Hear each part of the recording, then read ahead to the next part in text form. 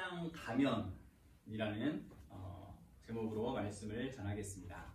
어렸을 때는 제가 정치에 관심을 갖는 정도가 어렸을 때 모를 때는 뭐 대통령이 바뀌는 정도, 이번에는 누가 대통령이 됐다, 그 정도만 있었습니다. 언젠가부터 이제 좀 커가지고 언젠가부터 누가 국회의원이고 뭐 야당, 여당 그런 것들을 알 때쯤에 뉴스 앵커나 연예인들이 정치 쪽으로 입문하는 그런 경우들을 봤습니다. 그런데 당시에 참 신기하다고 느꼈던 게 뉴스 앵커고 연예인이어서 사람들의 신뢰를 받아서 정치에 입문을 했는데 국회의원이 됐는데 몇 년이 지나고 나면 다른 그냥 국회의원들처럼 다른 정치인들처럼 어떻게 그렇게 거짓말을 잘하는지 말을 해놓고 어떻게 그렇게 어떤 잘못이나 그런 걸 해놓고 어떻게 그렇게 뻔뻔하게 사람들 앞에 저렇게 또 다시 설 수 있는지 그런 것들이 참 신기하게 느껴졌습니다. 물론 부정적인 그런 면을 봤을 때 또 변질된 그런 목사들이 있습니다. 처음 목사 안수를 받을 때는 교회를 개척하거나 또 청빙을 받거나 했을 때 정말 처음에는 열정과 헌신을 가지고 목회를 했겠지만 또 그렇게 시작을 했겠지만 어떤 기득권을 가지게 되면서 돈 때문에 권력 때문에 관계 때문에 목사가 어떻게 저런 일을 할 수가 있지? 목사가 어떻게 저런 말을 할 수가 있지? 그런 소위 타락했다고 하는 그런 목사들이 있습니다. 저는 정치를 하면 거짓말에 능숙해지는 그런 정치인들, 열정과 헌신을 잃어버리고 돈과 권력에 안주하면서 변질된 목사들, 이런 사람들을 보면서 내가 저 자리에 있었다면, 내가 저 자리에 있으면 어떨까? 나도 저렇게 변할까? 라는 그런 생각을 하면서 그게 되게 궁금했었습니다. 그래서 저도 그렇게 바뀌는지 저 자리에 가보고 싶다라는 그런 마음이 있었습니다.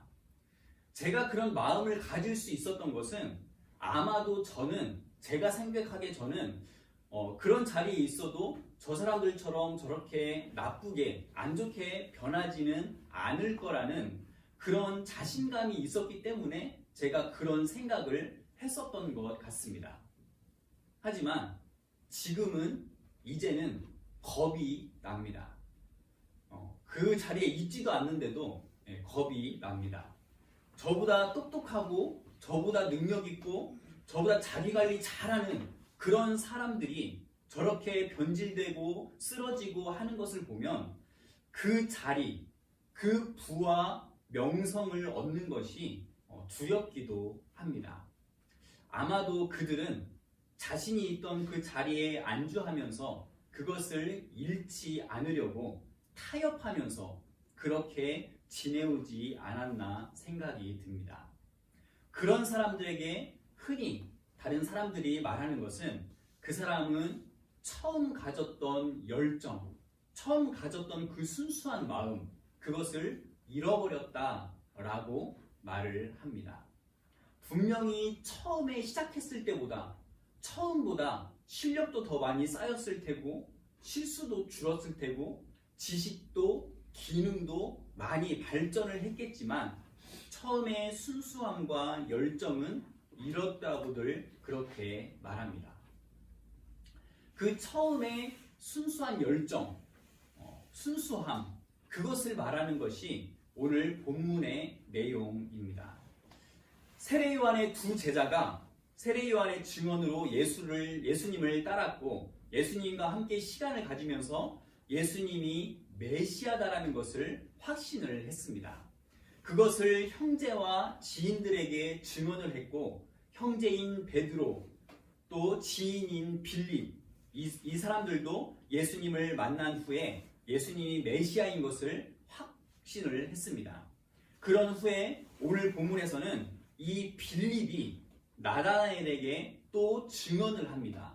그 증언에 나다나엘은 나사렛에서 무슨 선한 것이 날 수 있느냐라는 말을 하고 예수님께서는 그 나다나엘을 보시면서 이 사람은 참으로 이스라엘 사람이다. 그 속에 간사한 것이 없다라고 말씀을 하십니다. 나다나엘이 저를 아십니까? 저를 어떻게 아십니까?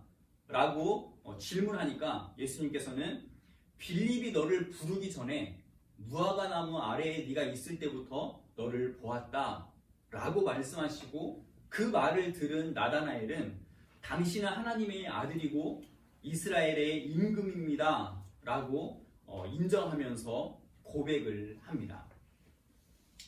여러분은 이 대화의 내용이 이해가 되십니까? 사람들은 흔히들 나사렛에서 무슨 선한 것이 날 수 있느냐라고 말하는 이 나다나엘의 말이 나사렛이라는 그 지역을 무시하는 그런 말이라고 해석을 합니다. 나사렛은 작고 아주 초라한 동네인데 어떻게 그런 곳에서 메시아, 구원자가 나올 수 있느냐? 그 지역에 대한 선입견을 가지고 하는 그런 안 좋은 말이라는 것입니다.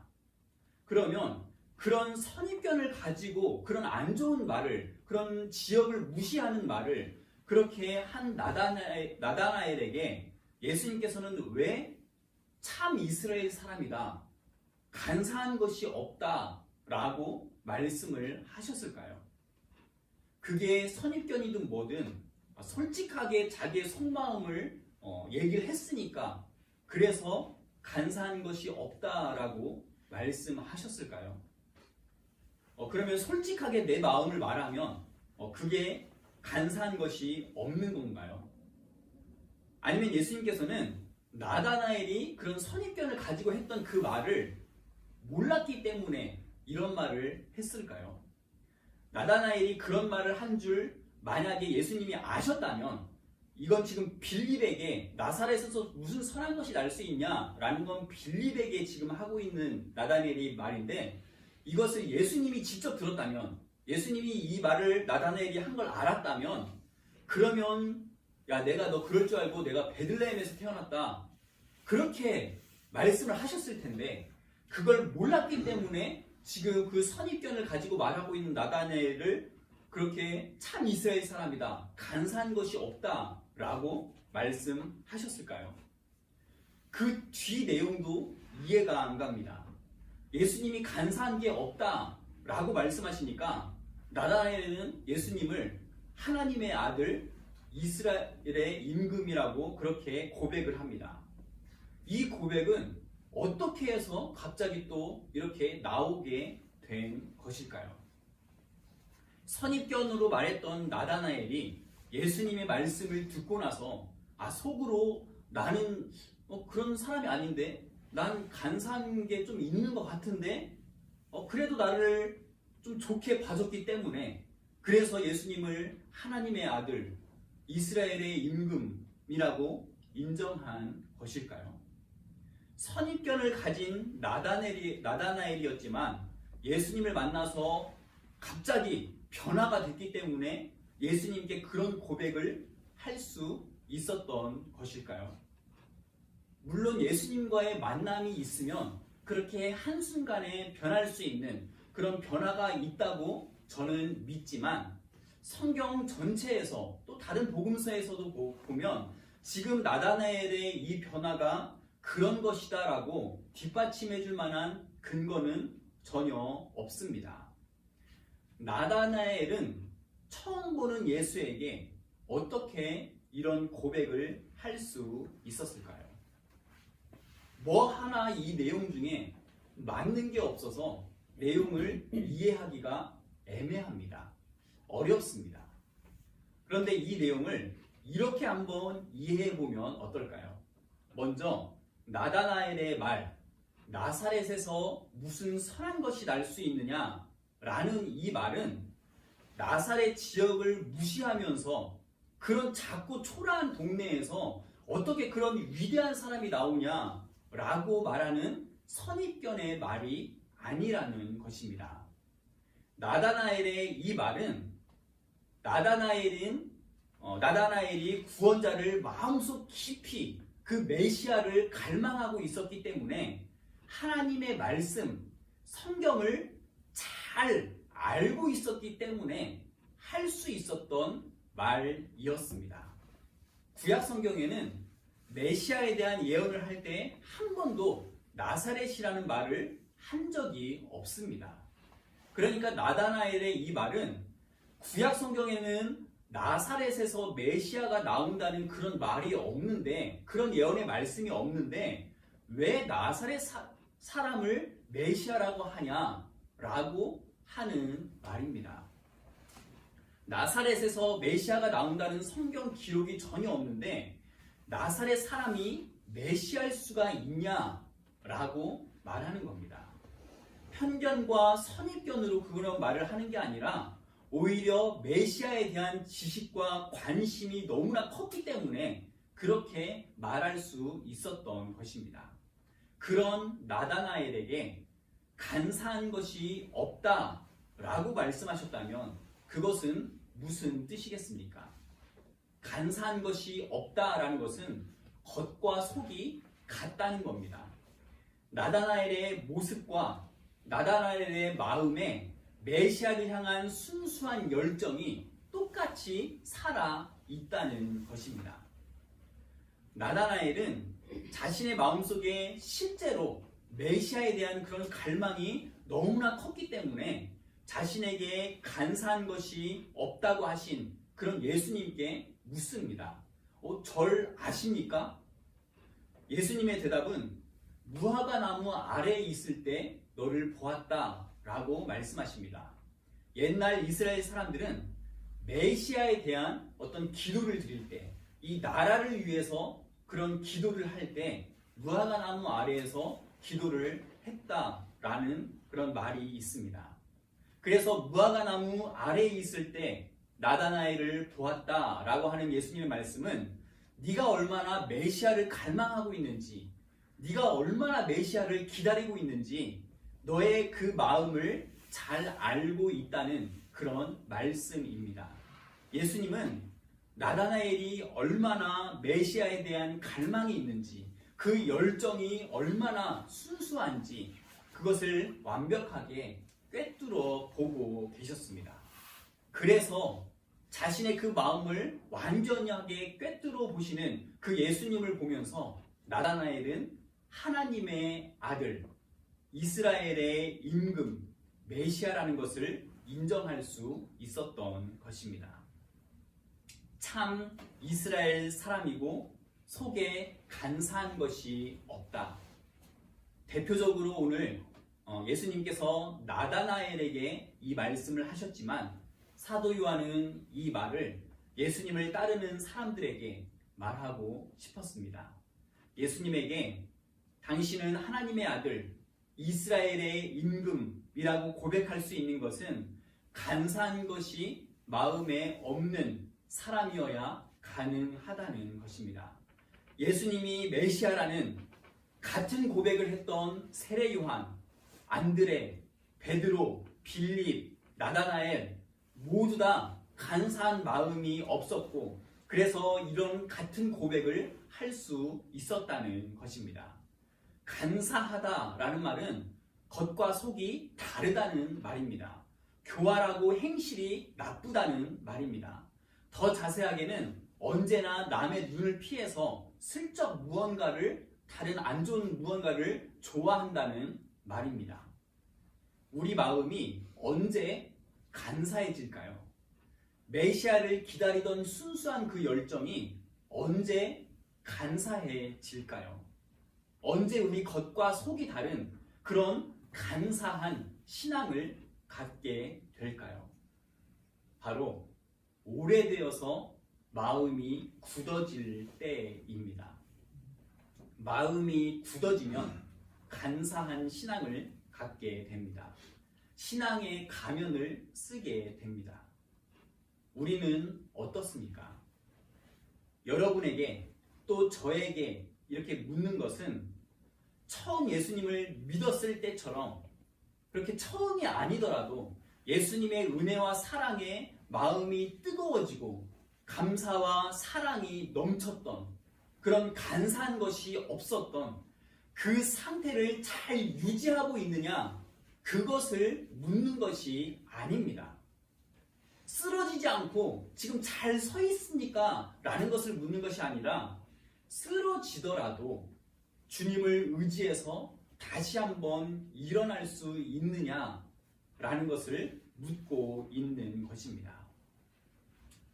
도대체 예수님이 있는 건지 불안한 의심이 들 때도 있고, 또 신앙을 가지고 사는 것보다 세상 기준을 가지고 살고 싶다는 그런 유혹에 흔들리기도 하고, 내 마음대로 되는 일이 하나도 없어서 분노하기도 하지만, 그래도 내가 이러면 안 되는데, 이건 주님이 기뻐하시는 일이 아닌데, 그런 마음을 가지면서 내 마음을 다시 붙잡고 여전히 하나님 나라를 갈망하는 그런 마음이 우리에게 있느냐는 것입니다.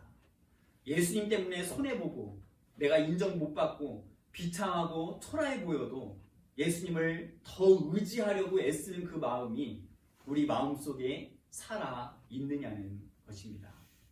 신앙이 흔들리는 것보다 더 우리가 경계해야 할 것은 신앙이 굳어지는 것입니다. 마치 내가 주님의 뜻을 다 아는 것처럼, 마치 내가 기도로 이것들 다 해결한 것처럼, 이제는 잘못된 내가 판단을 해도 누군가 나를 잘못한 것이라고, 잘못한 일을 하고 있다고 그렇게 말을 해도 주님을 위해 했던 그 사역이 변질돼서 이제는 자신의 욕심을 채우기 위해 그렇게 사역을 하고 있으면서도 그것조차도 알지 못하고 굳어져 버린 그 마음이 제일 위험하다는 것입니다. 그래서 겉으로는 사랑과 은혜를 말하면서 속으로는 부와 명성을 위해 최선을 다하는 것이 바로 간사한 마음인 것입니다. 하나님의 기준을 말하면서도 세상의 기준을 위해서 최선을 다하며 사는 것이 간사한 마음인 것입니다. 그래서 이런 간사한 마음, 이런 굳어진 마음은 저와 같은 목사에게서 더 많이 나타나는 것 같습니다. 저는 아주 오래전부터 어렸을 때부터 성경 자체를 하나님의 말씀이라고 너무나 감사하게도 그렇게 믿어왔습니다. 제가 이해가 안 되는 부분이 있으면, 이 세상에서 설명이 안 되는 그런 부분들이 있으면 성경을 의심하기보다 내가 부족해서 그런 거지, 세상에 그런 지식이 부족해서 그런 거지 라는 그런 생각이 기본적으로 감사하게 깔려 있었습니다. 그래서 성경에서 이해가 안 되는 그런 많은 부분들을 알고 싶어하는 그런 열망이 있었습니다.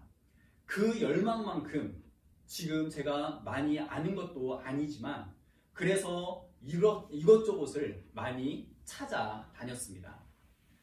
그렇게 찾아다니면서 성경을 배울 때 처음 성경을 배우면서는 이 말씀에 그런 뜻이 있었어? 내가 그냥 아무 생각 없이 봤던 이 말씀에 그런 뜻이 있었어?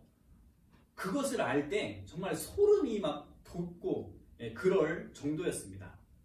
그런데 그것이 조금씩 지나니까 어느 순간부터는 그런 성경의 배움이, 내가 아는 것들이 마음의 감동으로 다가오기보다는 다른 사람을 정죄하고 내 지식을 뽐내는 그런 수단으로 자리 잡게 되어 버렸습니다.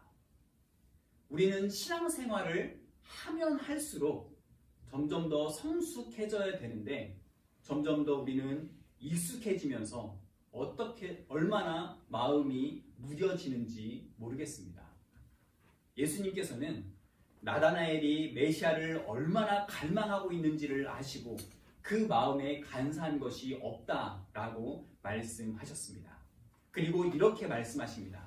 내가 너를 무화과나무 아래에서 보았다 함으로 믿느냐? 이보다 더 큰 일을 보리라. 그 큰 일은 마지막 51절입니다. 하늘이 열리고 하나님의 사자들이 인자 위에, 예수님 위에서 하나님의 사자들이 오르락내리락 하는 것을 보리라 라고 말씀하셨습니다. 이 말씀은 예수님께서 자신의 능력, 내가 얼마만큼의 능력이 있냐면 정말 무한한 능력이 있어서 그런 능력을 과시하면서 더 신기한 기적들을 네가 볼 거다 라는 그런 말씀을 하시는 것이 아닙니다. 이것은 예수님께서 하나님과 세상을 연결하는 그런 존재라는 의미입니다. 이것은 예수님을 통한 하나님 나라를 말씀하시는 것이고 예수님의 죽음과 부활, 예수님의 재림을 말하는 것입니다. 그런데 예수님께서 하시는 이 말씀처럼 나다나엘이 그것을 본 것이 아니었습니다. 하나님 나라가 이루어진 것을 본 것도 아니었고 부활까지는 봤을지 모르지만 재림은 당연히 못 봤습니다. 하늘이 열리고 천사들이 예수님 위로 왔다 갔다 하는 그 장면 자체도 나다나엘은 보지 못했습니다. 여기에서 재밌는 것은 이 말씀은 나다나엘에게만 하시는 말씀처럼 보이지가 않습니다. 예수님께서는 계속 나다나엘과 대화를 하시면서 야, 너 그렇게 2인칭 단수로 계속 말씀을 하시는데 51절에서는 2인칭 복수로 너희라고 말씀을 하십니다. 너희는 하늘이 열리고 내 위로 천사들이 오르락내리락 하는 것을 보리라는 것입니다. 그래서 이 말씀은 나다나엘뿐만 아니라 예수님의 제자들 또 예수님의 재림을 기다리고 있는 모든 하나님의 사람들에게 하시는 말씀인 것처럼 들립니다. 하나님 나라를 바라보며 산다고 하지만 죄악된 세상 속에 우리는 살고 있기 때문에 흔들릴 때가 당연히 많겠죠. 내 손에 만지고 싶고 아무 때나 꺼내서 사용할 수 있는 그런 주님의 능력을 우리가 구하고 싶고 확실하게 지금 내 옆에 항상 내가 느낄 수 있게 항상 함께 있는 그런 증거가 있었으면 좋겠죠. 내 뜻대로 내 인생이 이 세상이 돌아가지 않더라도 주님의 뜻이 무엇인지 정말 확실하게 알 수 있는 그런 증거들, 그렇게 좀 예수님이 내 눈앞에 보여졌으면 좋겠죠. 부활하신 예수님이 직접 한 번만이라도 내 앞에 직접 나타난다면 내게 실제로 예수님의 그 음성이 실제로 들려진다면 주님 오실 때까지 우리가 간사한 마음 없이 그렇게 믿음을 지킬 수 있겠다 싶습니다. 하지만 그런 제자들에게, 그런 하나님의 백성들에게, 그런 여러분과 저에게 예수님께서는 말씀하십니다. 앞으로 더 큰 것을 볼 것이다. 천사들이 내 위로 오르락내리락 하는 것을 볼 것이고 나의 재림을 볼 것이고 하나님 나라를 볼 것이다. 그러니 흔들리더라도 낙심되더라도 예수 그리스도를 향한 마음, 하나님 나라를 향한 그 마음, 그것을 앙망하는 그 마음을 붙들고 살아라. 예수님은 하나님의 아들이요 우리의 구원자라는 그 고백을 어떤 상황에서도 붙들고 살아라. 그것이 간사한 것이 없는 마음이다 라고 말씀하시는 것입니다. 말씀을 마치겠습니다. 주님께서 약속하신 것처럼 우리는 틀림없이 볼 것입니다. 부활하신 주님을 볼 것이고 주님의 재림을 볼 것이고 이 땅에 하나님 나라가 완성되는 것을 볼 것입니다. 내가 왜 이런 고난을 당해야 됐는지, 내 삶이 왜 이렇게 힘들었어야 했는지, 왜 이렇게 내가 아파해야 했는지, 내 신앙은 왜 이렇게 흔들리는지 그 모든 것들을 통한 주님의 원하심을 우리가 알게 될 것입니다. 그러니 우리 사랑하는 성도 여러분, 우리 신앙 연수가 계속될수록 굳어진 마음, 간사한 마음, 신앙의 가면을 이제는 벗고 하나님 나라를 열망하며 예수 그리스도를 바라보며 내가 오늘 다시 복음으로 내가 살아가겠다라고 매일 매순간 다짐하는 우리 대학로교회 성도님들 되시기를 간절히 바랍니다. 아멘.